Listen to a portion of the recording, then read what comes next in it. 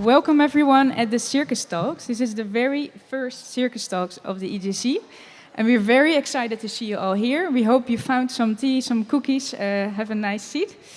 So the reason why we're organizing the Circus Talks is that we want to put circus and juggling in a broader perspective. And I already saw people chatting about new props and having little inspiration moments, and that's what we want to create over here. A place to get inspired, to learn from each other, to get new ideas, and to be together, to have a fun time. So today we will have, the theme of today is Circus and Props. So we'll dive into the world of circus props and the three speakers of today. And there's two of them here already, Teirlinck and Niels Duinker where are you? In the back. And later we will have Davide from Play here as well. And they will share their journey of designing their props. So every day we will be diving into a different theme. Today is circus prop, but there will be other themes in the other days. And first up is Teirlinck. He's a designer and an artist, and we actually met him during the Dutch Design Week last year. And we were very impressed by his Walking GLOWbe, and right now he's going to take us along his journey of developing this amazing prop. So give it up for Teirlinck.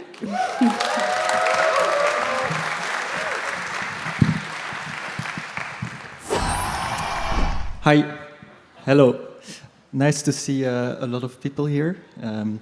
I'm Jacob, as you already know, and I'm from Belgium, and I'm gonna talk a bit about my project, this ball here. I call it the Walking GLOWbe. As you can see, it's already moving a little bit on my sound, so my voice is changing the visual a tiny bit. But I will tell a bit more about it during the presentation. To start off, I'm gonna talk a bit about the background, about my first steps of starting with LED in circus, in combination with circus, because I was studying in Design Academy in Eindhoven here in the Netherlands. And I wanted to combine LED with my passion while I was circus. And it all started with the first juggling ball. Okay, so the idea was to make a juggling ball, like an LED juggling ball. I didn't have a lot of background in electronics and coding, so actually not at all. So my first things were how to make this light work with the ideas that I had. So the first thing I did was just solder tiny LEDs next to each other, connect it to a microcontroller, and then see how it will react on music. Because that was the one thing I really wanted to achieve, that it would move on the music what is playing live, or the music what is playing on your sound system.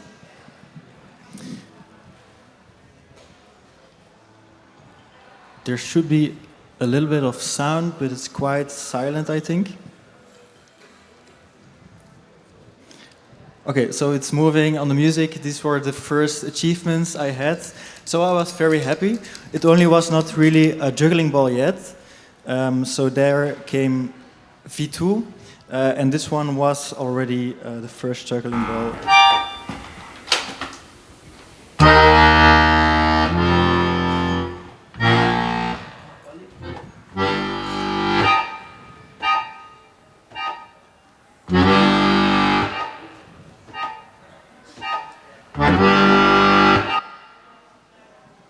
Okay, so very exciting for me the first time I saw the light move on the music. So ready for step 2, because for me I wanted to scale up to my second project, what you can see here. It's the Walking GLOWbe, and let's talk about this. So I started with the idea of making, the bigger scale of the juggling ball, and I started working with a laser cutter and make the structure to be able to make it strong enough for a person to stand on. That was quite a challenge to make first the structure and then fit all the LEDs inside. So as you can see here, we did an icosahedron. It's a shape with triangles, and it was the strongest shape that I could think of. And then we put the LEDs inside. On the left here, you see like a very clean shape inside of the icosahedron, and then the LEDs needed to be individually put inside. There's some Christmas lights that are addressable, and then eventually it started looking more and more like a ball itself, but the shape changed a bit. This was without the shell.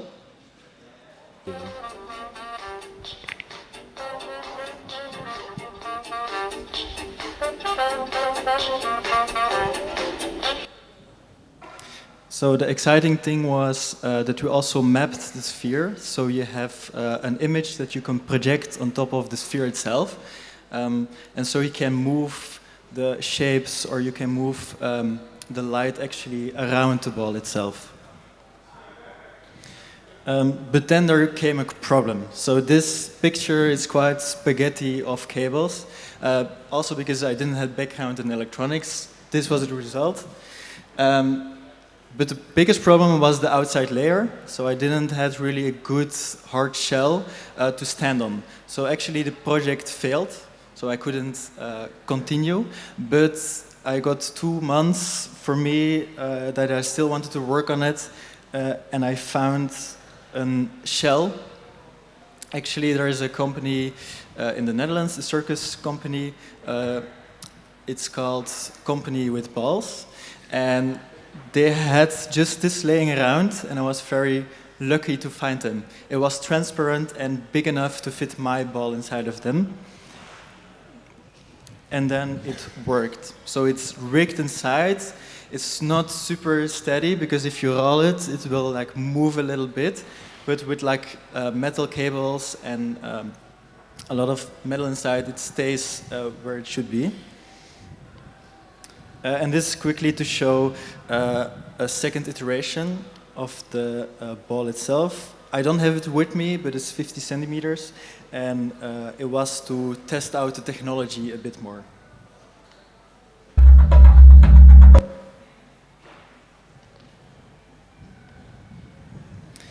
So yeah, to show more like the mapping and the lights itself.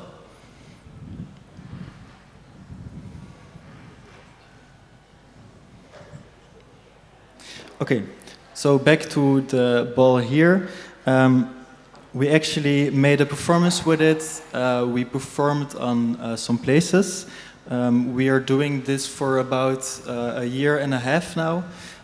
Also, the building was in the year and a half, and the performing. We went lately to Milan, Milan Design Week, where we performed 1 week on the ball. We went to Eindhoven and Belgium, a few places to perform. And we quickly want to show you a little teaser of how it will work. So I invite Casper to the stage to show you how it will work.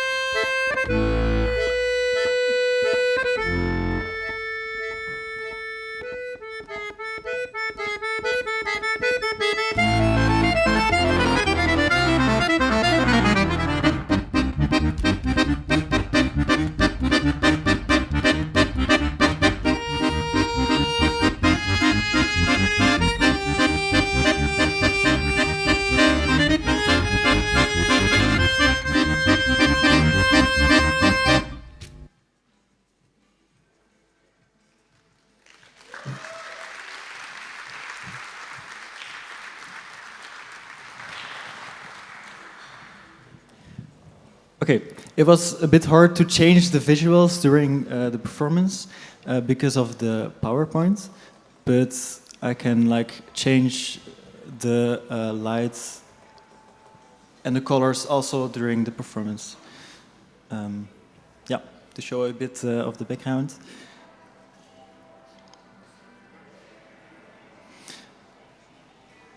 Okay, to go next. So now we made a performance, we made like electronics, what could work inside this ball. But I want to talk a little bit what is next for me and next for us, because I want to make this my job. So I'm working on LED juggling balls with the same technology what is inside here. So the LED juggling balls will also work directly with the live connection between a general post and the juggling ball itself. It will have like 8 controllable LED areas. And the most exciting thing for me is the connection with our own software. So it will be very customizable on songs, on sound, and very focused on live performing. But not only for the performer, but also for the light itself. So it will interact on the sound while you're playing the juggling balls. And you can also change the show directly. Together with some acceleration data or different data. So if you juggle the ball, it will move the lights or it will change patterns. Something else we are working on is wavelength 55. This is also just a render, but we are making a funambule of 30 meters. It's still in ongoing. I don't know when it's going to be ready yet.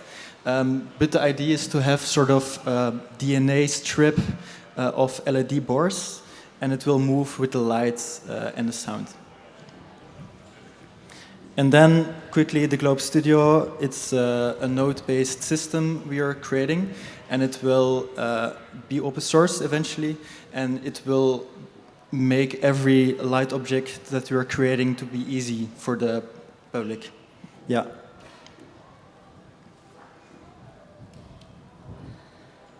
Voilà.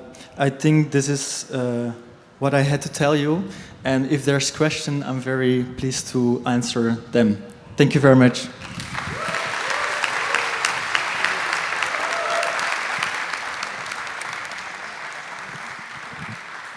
Yeah, so thank you so much, Jacob, for actually showing us your prototypes and letting us see inside as well. Are there any questions from the audience? And we have a microphone going around.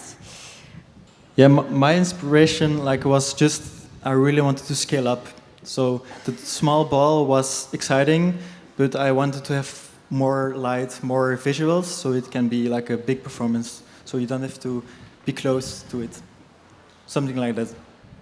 Is this still in development? Because you can, it works. So you're closing the project and move to the next one, or you're just always inside trying to improve, to have better, I don't know, power supply and better LEDs, better systems, or you just from one thing to another? Do you mean about the ball here? Yeah. So this, for me, this project finished because the inside, it needs a lot of improvement. So I'm working on a second one, but this one is finished as it is. Because there's a lot of things to make it work for somebody else, for example. Like, I'm the only person who can turn the ball on, and I cannot let somebody else turn it on because there's so many things to look for, because something can go wrong, like a little cable, and then it's not working. So there's a lot of improvement going on, but it's with a different ball. Yeah, if that answers your question. Yeah, I believe there are probably more questions, but I'll invite you to stick around after the talks, and Jacob will be here also to answer your questions. So I would like to invite to the stage Niels Duinker. He is a juggler, engineer, and educator, and he brings history, design, and design together in his product line, ND Juggling. So please, Niels, come forward. Well, good Afternoon, everybody. Okay, it's still early. It's the European Juggling Convention. Well, my name is Niels Duinker, and I'm from the Netherlands. Now I spend a lot of time in the United States, and some of you may know me from the YouTube videos that I produced. Some of you may know me from the books that I produced thereafter, and now I started to produce more juggling equipment. And for me, it's one project kind of rolled into the next one. So I started out, I was juggling, I was 12 years old, and you got the paper catalog. And I just wanted to have every single juggling prop in that catalog just because I like juggling so much and I wanted to learn it all. And then somebody said like, hey, you want to do a show? And then I started performing, and then I started performing with all the props, and then I started performing full time. I went to mechanical engineering. I studied mechanical engineering, which is now very handy. In the beginning, I didn't do anything with it for like 10 years. And, but now with the prop design, it comes in very handy. So I started working on the cruise ships, where I did long shows, 45 minutes, one-man shows, and then it came in handy that I could do something with every single juggling prop that I learned as a teenager and I wanted to have. But then I wanted to make the shows better and better, and then I realized some props couldn't do what I wanted to do, or they were not designed most ergonomically, or they behaved not how I wanted to behave, or, for example, the champagne bottle club. Like by show of hand, who knows the champagne bottle club? We've seen one around. Like, I see one. If you don't know what I'm talking about, we have them in the stand as well. More and more people start to use them and share them online as part of their show. But like, I was thinking, I want to do an act with that. And my friend Tommy Curtin, who I met in the United States years ago, he designed a champagne bottle club. And he's 80 years old now, and they're not available anymore. And I knew a lot of people were looking for them, including myself. So I went to the different juggling manufacturers that have a stand here as well, and I was like, do you want to help me out? Like, you make juggling equipment, I think this is a good idea. I know that a lot of people would like them as well. Would you want to help me out? And then the answer was no, no, no. I was like, okay, that's a dead end. And then I spoke with Jay Gilligan, brilliant, we all know him. He creates a lot of new stuff, and he did need props too, so he went to the same manufacturers with some ideas, and he's like, you want to help me? And I said, no, no, no. It's like, oh shoot, this is not going well. So it's like, okay, shoot, I have a degree in mechanical engineering. Compared to what all my friends are doing, they're building like incredible structures. This should not be that hard. And then I was like, okay. So I started thinking and connecting the two dots. And then I got a mold for the champagne bottle club. Then Jay asked me, hey, you went through this process. The club that I want, the Cuphead club, maybe you have seen it, maybe you know what I'm talking about. You can catch a juggling ball on the end, the belly side of the club, and then you can throw the ball in the club at the same time, which opens up a whole style of juggling.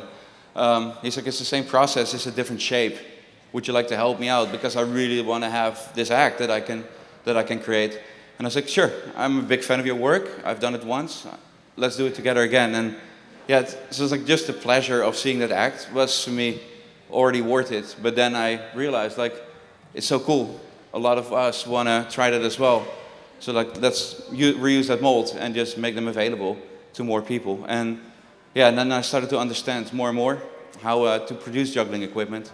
So that led to the cigar box, and now it leads to a product line with juggling clubs. They're coming out next month, like 5 different colors handle, 5 different colors belly, so 125 color combinations, and they're going to be different than all the juggling clubs that you juggle right now. Because for me, if you look at sports clothing or shoes, they have different sizes. If you look at us, we're all different body types, different heights, and we all use the same juggling equipment. And if you think about like golf or tennis, all this equipment is different. It's measured to the athlete, and with juggling we don't have that. So it's like, okay, I'm gonna make the perfect club for the average height juggler, because you probably all can relate to like some tricks. You always catch the club by the wrong side, or some tricks you go like, oh, I'm not that guy. He can juggle 7 clubs. I could never do that. And then now I go like, well, probably if you have that equipment, you probably could do it too. Like if your equipment would be as nice as the equipment to maybe the tall juggler, and you're short, it's going to be much more difficult to juggle those clubs that he's using. So it's like, I'm going to change that. And then I think more people could learn certain tricks that they couldn't learn with the props that we're using right now. So, yeah, thank you. So yeah, so that's kind of my journey into the props and my background with it. Based on everything I spoke about, does anybody have a question they want to ask me? It could be about any part of my career. Daniel. Yes, I was wondering, how do you balance the quality of a prop versus the manufacturability? Because I imagine you have many ideas that are really expensive to produce. Yeah, so for me it's twofold, because one is the plastic quality and that it doesn't break and all that kind of stuff. The other part is the design. Like for example, I would like to invite you as well, like I designed a new spinning plate, because the spinning plates, they're all available right now. They're pretty light, they're pretty small, they all have the same shape as well. And you probably know, when you spin it, some spinning plates from the same series, they're really stable and some are not. So I can improve the design, or I can improve the quality by having a better design. And then if you just, so I didn't use mechanical engineering to the extent that some of my friends from college are doing it. But if you have basic laws, just with a balance point and all that stuff, so you go like, okay, what makes it more well balanced? What makes it that it spins longer? So if you go for a little bit bigger diameter of the plate, have it the point a little lower. So like a good design or a bad design, the mold costs are going to be the same. So I start with that. Like I don't want to attack a new project unless I have a significant improvement to any products that I've seen and used over the years and I didn't like. Yeah, so that's one. And then the other one is you have different manufacturer. So sometimes you order a batch and it's not as solid or as nice, and you have to get it right pretty quickly because it's still pretty expensive to get a mold made, order a batch, and go to that. So that's sometimes too, if I say like, hey, this prop is almost done, and then some people go like, well, you said it was almost done last juggling convention, and now it's still not available. And then it's because maybe you got a bad batch. You like, if this type of plastic works, it's not too brittle or whatever, and it works, yeah, we can have them ready very soon. But then if that batch was not good, and you suddenly have to modify and get a different type of plastic, whatever, then it could take a couple more months. And then now with the craziness in the world with tariffs, pirates in Somalia, just to get how you get your stuff, it could take much longer for a ship a container to get into Europe or into the US. So so those are the two faults, sort of. You have an advice for someone that is starting this journey of prop making?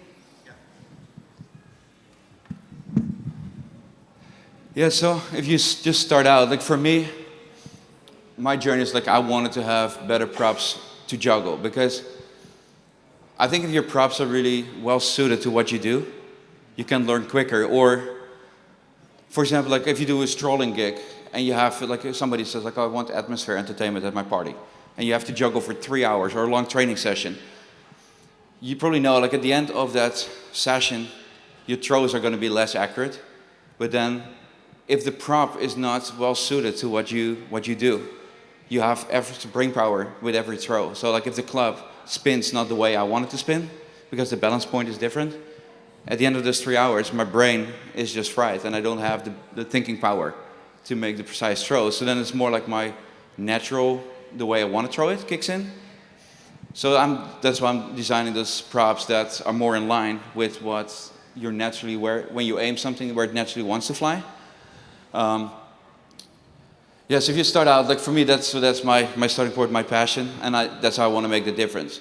So I think it's good to have a clear vision. Why do you want to do it? What's better in your design for you or for other people? Do what's out there. How can you make a difference? And so that's, I think, most of us, because it's pretty expensive to order stock, hold stock, all that stuff. So most of us, if we're starting design juggling props, we're going to start small. So I think it's why do you do it? What's your why? And if you have found that one, and then if that why is big enough that it solves a problem for more jugglers, then you can scale it up, or maybe you can talk to the manufacturers. But like it's the same with Jay's problem, my problem. Why I started this ND journey is because I couldn't get it. Nobody wanted to take a chance on it. So it's like I have to take the chance myself. Now with 3D printers too, like if you want to do prototypes, the bar is a lot lower. So it's better for individual developers to create stuff. Does somebody has a question, or we're going to give him a second round to question? Yep. Okay, there you go. You said about like making connections with other producers to make this thing. So how you didn't succeed to do it, so you do it by yourself. How you can, which advice you can give us for we will succeed? Cool. Yeah. So one thing why I do all this project, I want to make a change for the better in the community. So that's why on my contact page I put like, if you have an idea, email it to me and I'll take a look and then I will just pass it on. So that's one. The other thing is we have this great opportunity here at the European Juggling Convention. Everybody who is something in this community is here pretty much. So the vendors, right after this talk, first you go to check out the juggling robot from Daniel right over there, and you can take a big loop, and you go to the vendor stand and everybody is there, so you can talk. Literally the guys from Henry's, they're right there. I'm standing right there, Play is standing right there. So then, yeah, Flow Toys, like all the guys, they're standing right there. So depending what your product is, you go like, I feel a more natural match with this brand or with that brand. And then you just, you know, give a quick introduction. And then maybe they'll take it on. Or otherwise, maybe just like, okay, do prototype, whatever. So, cool. Anybody else has a question? I was thinking that maybe, Jacob, you also have something to add on the advice of how to start with making props. Would be interesting to hear your perspective as well. So yeah, it's I think all about first your passion, because if you want to make the product like a real product, for me it should always start from the big passion of you want to achieve this, but then you stumble along a lot of other stuff like money you need to be able to pay for it, to prototype, to make it really like a product. But it takes a lot of steps to get eventually to a finished product. But for me, it's really about finding the very small things you can do to prototype. The very cheap things can be maybe even the best things, like just about weight or making it with sticks or with simple as glue or something. And eventually you will be able to like make it iterations further and further to make it a product itself. Yeah, I agree, because also then that prototype could also be a sample, an example to go to a craftsman. For example, if you have with sticks and maybe some woodworker that's more experienced, they go like, oh, I get it, because what we do is so unique. If you explain it to a non-juggler, they don't always get it. So then those prototypes are going to be very useful as well, like to craftsmen, or later on, if you can take it to the big scale, to pitch it to the vendor stand as well. I have a question for you, Niels, because lots of questions are from perspectives that we want to start to do make props, but you're an established prop maker. What is your process of pulling the trigger on a project? Because there are two factors. One is design, like your time, your mind, and second time is the money, that like the molds and everything manufacturing. So do you do just this by heart, or do you do market research that you, I don't know, I will sell this for 10,000 people, 5,000 people? When do you pull the trigger on the project, like, I will do it? Yeah, just my intuition, my feeling. I go, if I believe in it, I see it, then I will figure out a way to do it. And it could be inspiration from some of those, like the juggling books, even the juggling book itself, Karl-Heinz Seaton. This book is 600 pages, and it's the most comprehensive book about the juggling history. And Karl-Heinz has studied all his life. It was a pile of paper. This man is 81 years old now. He's living in an apartment in Berlin. It was a pile of paper, and I was like, I gotta help him, because otherwise his life work is not gonna be out there. So I go, money-wise, it doesn't make any sense, but it makes a lot of sense, because now we have our history documented in that book. So, yeah. Cool. Thank you so much for sharing your story and experiences. And now I would like to invite to the stage Davide from Play Juggling. He has been designing juggling props for over more than 30 years. Yeah. And we would love to hear from you also. Oh, what is your design process like, and can you take us along? Yeah. Sorry, I missed the first part. I really regret, but I was busy with another meeting from the IJA teams, so my apologies if I repeat something that has been already said. Straight away into the designing process. All right. Well, it's been changing a lot through the years for sure, so it can be a very broad topic to talk about because the tools we have today are very different from the tools we had when I got started like 28 years ago. I started working with fax, guys, no emails. So it was quite a slower process than today, and so there was no 3D printing and all of that. And so from the very beginning, it was extremely challenging, and you had to think twice before going for a mold and start a new product. Today, with prototyping and 3D printers, is like totally different world. So by developing the ideas normally they are born here. So for me, it's always been extremely essential and a great starting point to be at EJC, at conventions in general, directly in touch with the customers, friends, and like family in a way, because this exchange that happens here, it's extremely precious. You see what's going on, the new tendencies, the new juggling styles, and this brings idea into your head that if you don't really see them in person, it's not at all the same thing. So get home with a bunch of new idea from the EJC, start thinking about it, and then I'd say one good piece of advice that I would like to share. I was extremely eager and too enthusiastic about going for new stuff in the very beginning, and you should never rush things too much because you end up making mistakes or bring out to the public products that are not fully developed and tested, and then it really takes 10 times to recover from a mistake or something defective that you've put on the market too early because you really wanted to get it out there, rather than really wait and sit on your ideas, and really, if you're not 100% convinced that that is the right way to go, or if there's something in the back of your mind that tells you, this could be better, it's a good thing to wait, because sometimes by waiting and let the idea sit in your brain, then all of a sudden you come up with the perfect solution 6 months later, and you really thankful that you didn't do the whole process of prototyping and go for the product at first. Then really, my experience is really, I'm super thankful because I live, for a person like me, a product developer and a designer, I live in a super productive area in the north of Italy.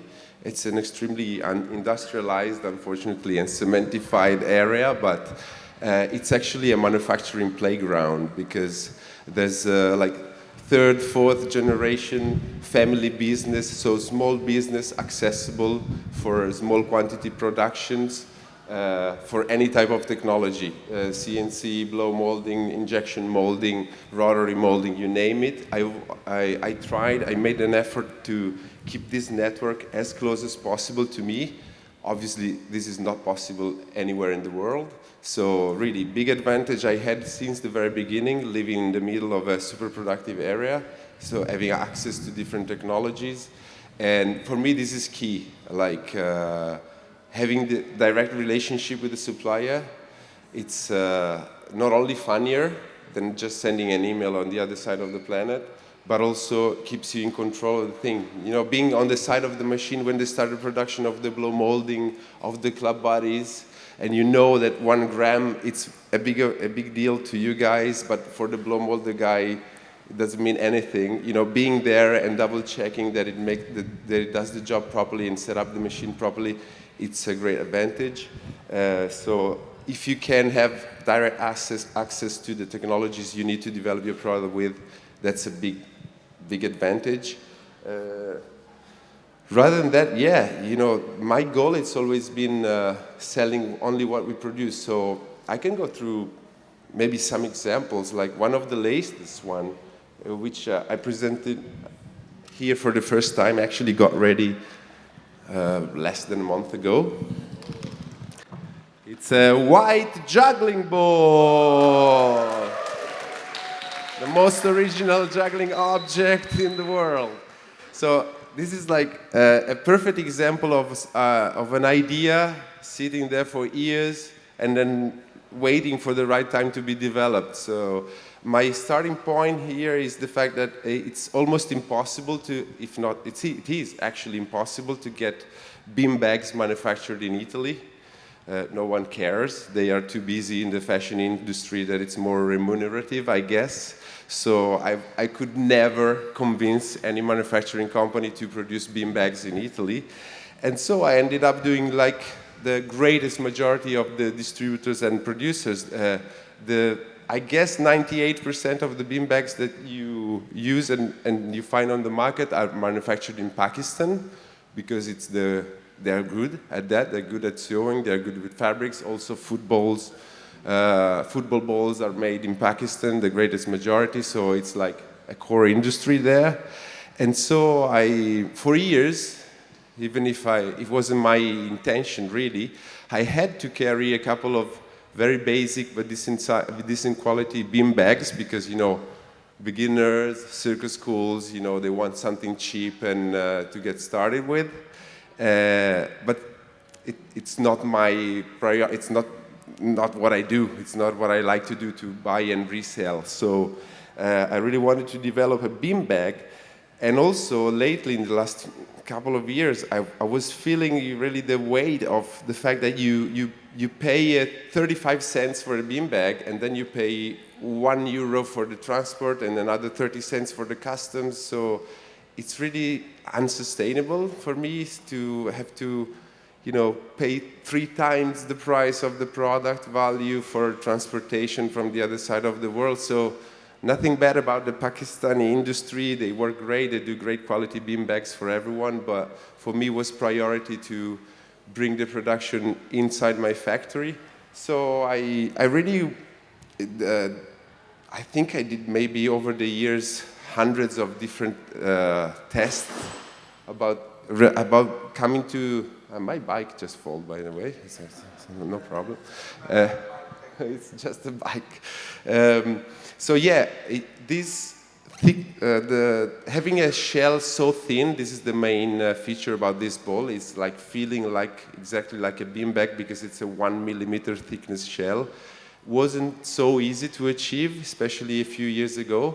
But then with development of technology, in this case, this company that brought to molds all the shells for us, so meaning that we own the molds, but they do the job for us, couldn't do this a couple of years ago.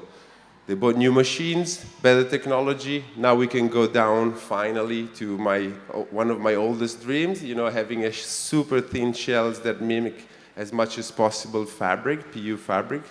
And so nothing. This old dream, because there's not much of a design effort in this. It's just a ball. Ended up being possible, and so I immediately dived into it. The only feature that I thought it was key to mimic the beanbag's behavior is having the shell being breathable, meaning there should be exchange between outside and inside of the ball, rather than having a plug like on all the other balls we manufacture. I guess lots of you experienced, putting juggling balls in the bag, going on an airplane, getting out, and find the juggling ball squeezed with no air inside because of the difference of pressures and temperature. In this case, there's no more plug on the ball. There's just a slit that accepts the exchange of air from inside and outside, and turned out to be another key feature, original, that I did an experiment before to have this final result, which I'm really proud of. You should try them; they're really nice. But this is just to give you an example of how something super simple developed through a lot of years and only been possible through newer technologies. So always be curious about what's going on, new materials. Plastics is right for as much as they can be a problem, but it's really, environmentally speaking, it's really developing continuously. So especially in 3D printing, a few years ago you had only a few types of filaments available, and now they're constantly developing great stuff, charged with all sort of materials, carbon fiber, glass fiber, TPU. So you now can really, with a small budget, invest in a 3D printer and make your own prototypes really easily. So that's something that if you are interested in developing your own products, 3D printing is actually a great option today. Rather than that, of course, using a designing software, it's kind of necessary for that. So get your hand on a user-friendly 3D design software. It's key for as much as I'm concerned. I could talk forever, but maybe if we put some questions out, I'm actually, I'm wondering how many of you are actually into making props? Because I hear some advice. You asked for some advice in making props. Are there something that you would like to share about what you are developing at the moment, and maybe could be interesting to ask David something related to the project that you're doing? Yeah, there's one. Let's go over here. Yeah. Hello, Davide. I manufacture poi knobs at home in my injection molding, like super basic setup, and it's fun. And I do it for specific tricks that I like to do, and it's only possible with my setup. So now I started to sell a few of the knobs just because I don't want to gatekeep my research, basically. I think my question for you is not so much about the poi and the poi knobs specifically, but in poi, I would say there is a very big culture for making your own thing, 3D printing some part of it, putting things together, trying to find a new rope or a new ball, and coming up with new setups. And basically, everyone has a different setup almost, except for if they buy from one of the stalls, which have. But many people make their own or combine. And but in something like clubs, I see every club is the same length and very similar shape and very similar materials with the core changes, some silicone, some foam, things like this. Do you think it's a cultural thing for club juggling, or do you think it's really just that high barrier of entry to start manufacturing something different about a club or rebuilding a club? Thank you for the question. A club is a very specific topic because it's not as simple as poi. It's quite tricky to manufacture all the components, and even if we have West Sweden as a testimonial of quantum clubs, for example, to give you an idea, the pirouette popularity wave, it's unbeatable. So, when you learn, you ask your juggler friend, what's your recommendation? What should I buy? And for the last 20 years, pirouette was the answer, no? So these have a strong cultural effect because obviously it's a great product, but also reduces the space for innovation and variations. We really sell maybe 3% of quantum clubs and 97% of serious clubs, which is the same as in terms of dimensions and proportion as a pirouette. So it's also difficult to do with traditional technologies, many different options, because when you have to go and blow mold a club body, you need to go for at least 500-600 pieces per color. So having different options becomes also a big problem in stocking the components, because then you guys want all sorts of colors and all sorts of options. So if you split that into different models, it becomes really unachievable in terms of stocking and warehousing the product.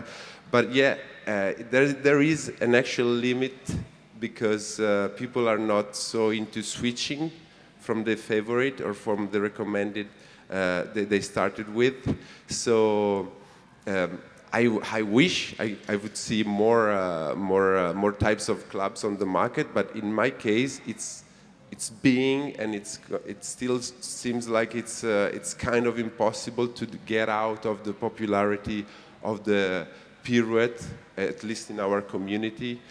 So that also creates no reason for investing more money into something different in my case, because I already have an alternative good club.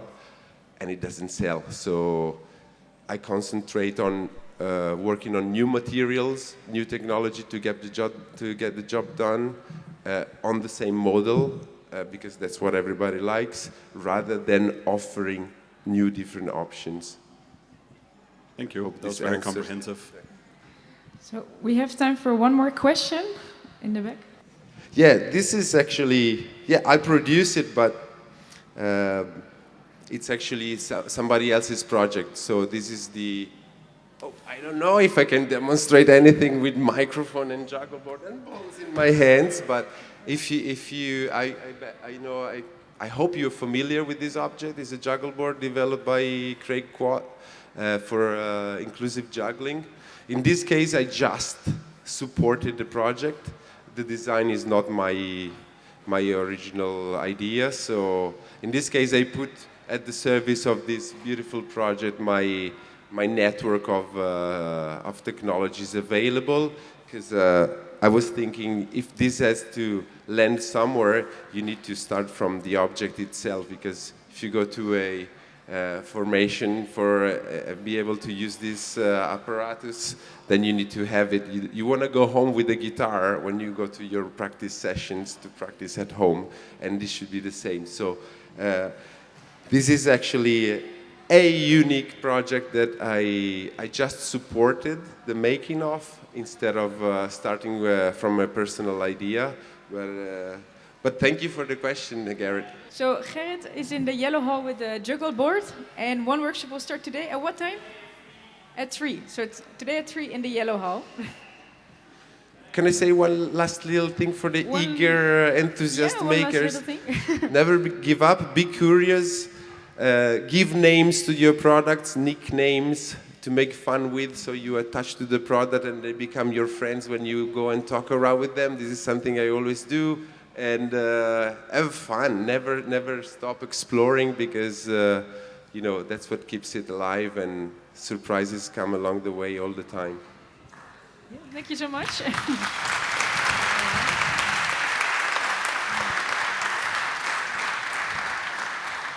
So this brings us to the end of the formal part of the talks. And for now, I want to thank you all for being here, and looking forward to see you on the other days. So.